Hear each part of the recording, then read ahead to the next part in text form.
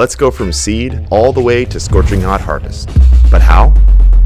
It all starts with seed containers, filled to the brim with high-quality potting mix. Toss your tray on a seedling heat mat under some LED grow lights. Don't worry, Fire Fam, I put supply links in the description below. Pre-moisten the mix with some lukewarm water and insert a temperature probe into the earth.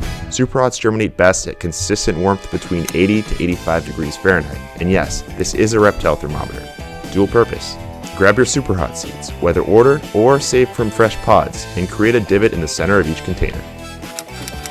Slip 2 seeds in each pocket, cover them lightly, mist, and get your cat for quality control inspection. Germination takes patience, but it happens if you did things right. Keep the strongest seedling in each vessel and add water now and then to prevent your tropical hotties from drying out. Shiny Superhot leaves really hype me up. These plants are gorgeous from the early days all the way to the end.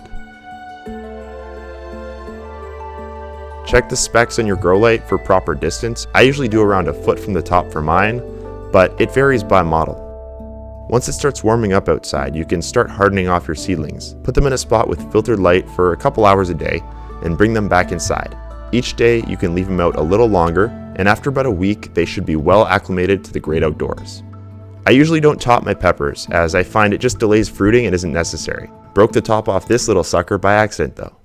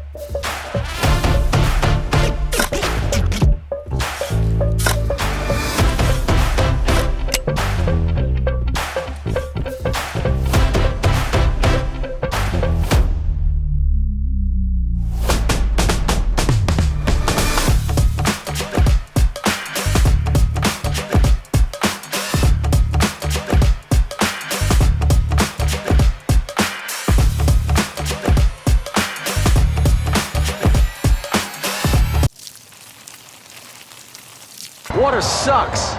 Gatorade is better. What?